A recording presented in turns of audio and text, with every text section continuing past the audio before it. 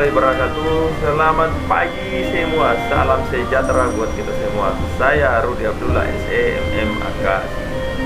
Pada pagi hari ini kita akan berbicara tentang analisa kinerja bank. Sebelum kita lanjut, jangan lupa like, comment, share, subscribe. Oke, kita lanjutkan materinya. Kita analisa kinerja bank. Jadi tujuan analisa kinerja bank ini dilihat dari pertama tujuan fundamentalnya, yaitu bisnis perbankan ini memperoleh keuntungan optimal dengan jalan memberikan layanan jasa keuangan kepada masyarakat. Bagi pemilik saham, menanamkan modalnya pada bank bertujuan untuk memperoleh penghasilan berupa dividen atau mendapat keuntungan melalui meningkatnya harga pasar saham yang dimilikinya. Oke. Kalau penilaian kinerja bank ini adalah penilaian terhadap kinerja suatu bank dapat dilakukan dengan melakukan analisis terhadap laporan keuangannya.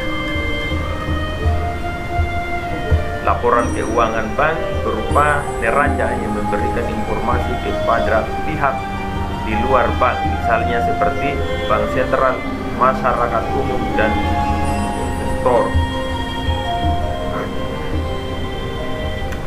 Laporan keuangan bank, terutama bank komersil ya, ada yang disebut dengan neraca bank. Neraca bank ini adalah laporan dalam bentuk daftar yang disusun secara sistematis yang menyajikan informasi perbandingan apa yang dimiliki bank dan apa yang menjadi kewajiban bank dan modal bank sendiri.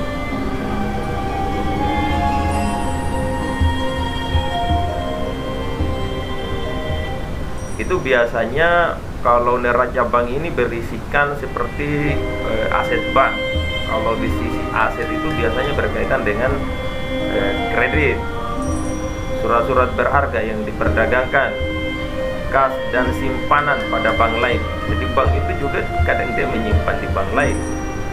Yang selanjutnya aset-aset lain.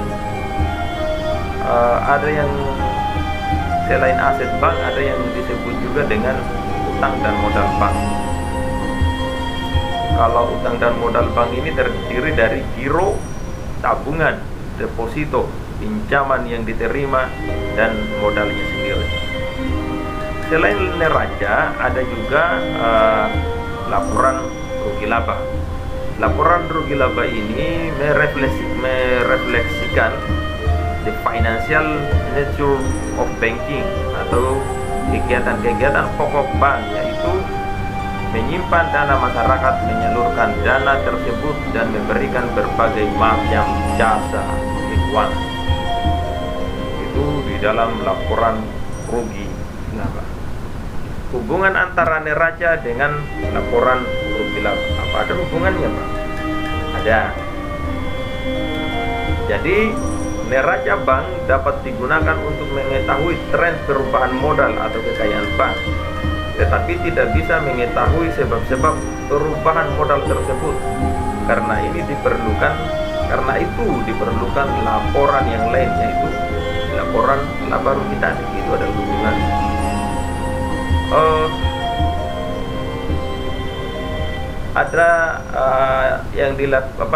Ada juga menilai kinerja keuangan ini kadang juga harus dilakukan analisis rasio, yaitu analisis profitabilitas dan rasio pengeluaran dan pemanfaatan aset.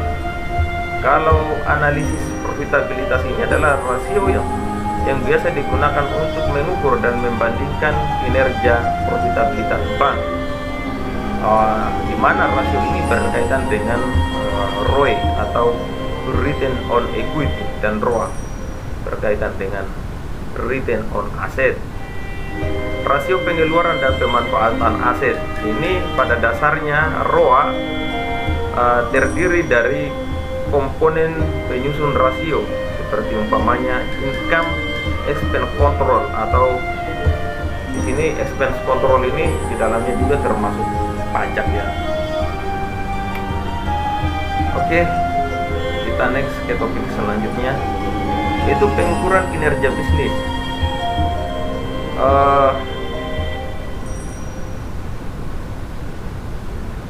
Bila kita ingin menilai kinerja suatu bisnis, mula-mula yang harus kita pertimbangkan adalah konsekuensi keuangan dan ekonomi dari keputusan manajemen yang mempengaruhi investasi, operasi, dan pembiayaan. Hal ini sebenarnya ditujukan adanya pilihan di antara banyak rasio ya, dan indikator yang keduanya dapat dipandang saling berhubungan. Oke, kita mulai. Analisis rasio dan kinerja. Karena banyak alat yang dapat dipakai untuk mengukur kinerja, maka untuk mengukur kinerja suatu bisnis dapat dilakukan teknik yang berbeda dengan cara tertentu, di mana seorang analis dapat menggunakan semua ukuran dan rasio yang ada jika dikombinasikan dengan tepat, dan akhirnya dapat menentukan keputusan. Jadi sebelum memulai, seseorang analis itu harus menentukan yang pertama sudut pandang yang digunakan, yang kedua harus menentukan apa sih tujuan analisis ini, yang ketiga harus menentukan standar perbandingan. Oke, di perbankan itu biasa dilakukan analis camel.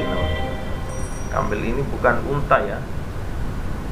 Dalam melakukan penilaian terhadap tingkat kesehatan bank, bank sentral biasanya menggunakan kriteria camel yang terdiri dari capital adequacy ratio, asset equity, management quality, E-nya itu earning, L-nya itu liquidity, S-nya sensitivity to market risk. Ini di camel ini sebenarnya bukan barang baru ya di perbankan. Di Indonesia ini camel itu diperkenalkan sejak tahun 1991 yang dikeluarkan oleh Bank Indonesia sendiri. Jadi camel ini bukan barang baru. Oke,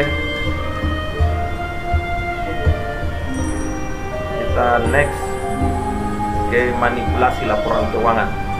Dalam laporan keuangan bank itu sering sekali terjadi penyajian keadaan yang sebenarnya mengenai pos-pos tertentu yang dianggap oleh manajemen bank tidak menguntungkan bagi kelangsungan usahanya. Oleh karena itu dilakukan manipulasi laporan keuangan. Jadi maksudnya begini, manipulasi laporan keuangan yang dilakukan ini dengan tujuan untuk menutupi kelemahan manajemen ya, dan untuk mendapatkan kesan yang baik tentunya kinerja keuangannya. Manipulasi ini biasanya dilakukan menjelang akhir periode pelaporan. Manipulasi ini yang dimaksud ini maksudnya begini ya, bukan ada aset kemudian nilainya 10 juta dimanipulasi menjadi 30 juta. Bukan itu. Manipulasi yang dimaksud di sini kadang begini, ada pendapatan yang harus diterima tapi belum diterima, tapi sebenarnya uangnya ini sudah ada tapi belum masuk atau belum sampai di perusahaan di perusahaan cabang, tapi sudah diterima tapi laporannya terlambat. Tapi untuk laporan ini seharusnya sudah diterbitkan, makanya pihak perbankan terutama keuangan itu melakukan jasa konfirmasi terkait dengan transaksi tanggal sekian apa sudah masuk, sudah. Maka yang dilakukan adalah memasukkan transaksi itu ke laporan perusahaan induk, karena di laporan perusahaan cabang umpamanya ada kendala teknis dengan dengan transaksi yang tadi. Itu salah satu bentuk manipulasinya. Jadi manipulasinya ini masih dalam keadaan legal ya. Ini manipulasi ini terjadi karena keadaan-keadaan tertentu, bukan manipulasi 10 juta jadi 50 juta, bukan. Yang kedua, bukan yang kedua. Topik selanjutnya, kita berbicara tentang hubungan efisiensi operasional dengan profitabilitas bank umum swasta. Jadi munculnya deregulasi mengakibatkan perubahan struktur industri perbankan yang mengakibatkan perbankan dihadapkan pada berbagai macam rasio.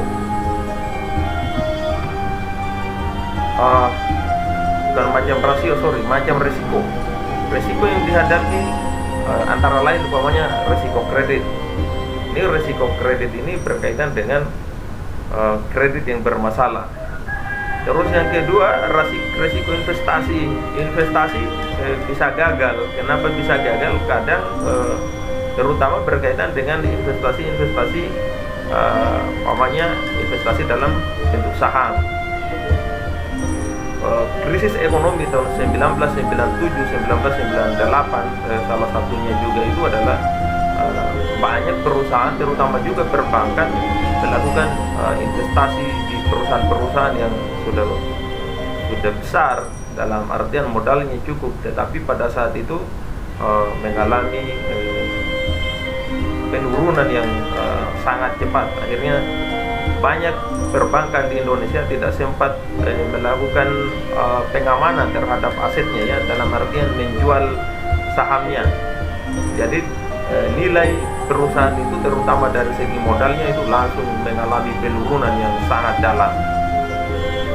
Yang selanjutnya adalah risiko operasional. Ini risiko operasional ini biasanya berkaitan dengan kinerja operasi atau kinerja utama yang dilakukan oleh perbankan.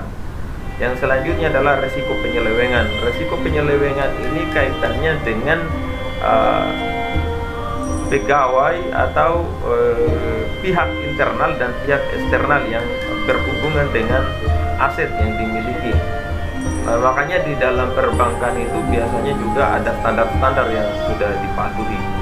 Sudah dibuat untuk dipatuhi, sehingga risiko-risiko yang terjadi ini bisa dideteksi lebih awal. Oke, terima kasih. Itu yang menjadi inti dari materi kita pada pagi hari ini. Hal-hal yang tidak dipahami yang terkait dengan materi ini, silakan ditanyakan pada kolom komentar yang tersedia di bawah. Terima kasih. Assalamualaikum warahmatullahi wabarakatuh.